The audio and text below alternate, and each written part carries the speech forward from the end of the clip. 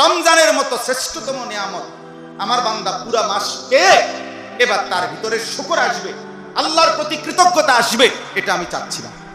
এখন আপনারাই বলেন, যুবক ভাই তোমরা ইনসাফের সাথে, প্রিয় ভাই আমার বন্ধু, আমার ভাই, কেউ আমার সন্তান, কেউ আমার ছোট ভাই, কেউ আমার বন্ধু, দোস্ত, আমি সবাইকে জানতে চাই তোমার ভিতরে শুকরের অনুভূতি রমজান পাওয়ার পরে আসছে কিনা। এটাই আমি বলছিলাম যে রমজানের পাওয়ার পর পূর্ণ এক মাস যারে আল্লাহ হায়াত দিল, একটা মাস যে রোজা রাখলো, তার ভিতরে যদি ন্যূনতম কৃতজ্ঞতা থাকতো, আরে বেটা তোর ভিতরে যদি সামান্যতম লজ্জা বিবেক থাকতো, তাহলে তুই নাফরমান ঈদের দিনে এত বড় অসভ্যতা করতে পারতি না বেটা।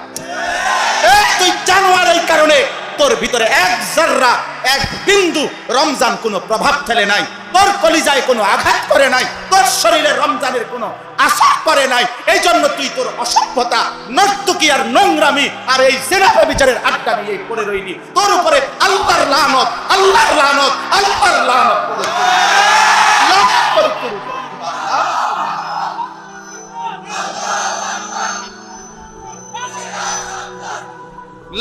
পড়ে তোর উপরে। খোদার ওই জিন্দেগি, অভিশপ্ত জিন্দেগি বেটা, তুই কম মুসলমানের বাচ্চা হলি, কেমনে মুসলমানের ঘরে জন্ম নিলি বেটা? মানুষের বাচ্চা কেমনে এত বড় জানোয়ার হয়?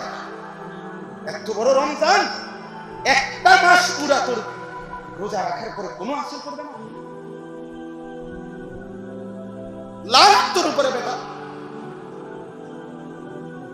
লানত তোর শাহওয়াতের উপরে, অভিশাপ বেটা। এজন্য নবী সাল্লাল্লাহু আলাইহি সাল্লামের কাছে জিবরাইল আইসা রমজানের লাস্টে কি বলছে? আয় রাসূল, ইয়া রাসূলুল্লাহ, এত বড় রমজান পেও যে মাগফিরাত দিতে পারলো না। আল্লাহ তাআলা নবীকে জিবরাইল বলছে, আল্লাহ তাআলা তাকে নিশ্চিত শুনে নেন বন্ধু, আল্লাহ তাকে জাহান্নামেই প্রবেশ করাবেন।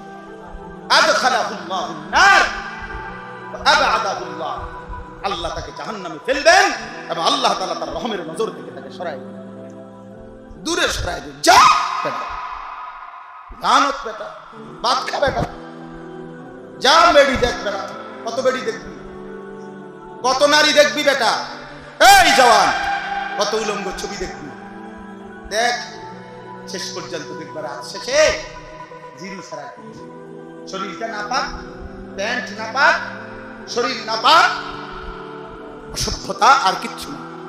যৌবনের সক্ষমতা নষ্ট হয়েছে, শরীরের ক্ষমতা নষ্ট হয়েছে, ধীরে ধীরে যৌবনের শক্তি নষ্ট হয়ে যাচ্ছে। একদিন রজভঙ্গ, অপদার্থ ছাড়া আর হারবাল কোম্পানির ওষুধ খাওয়ান ছাড়া আর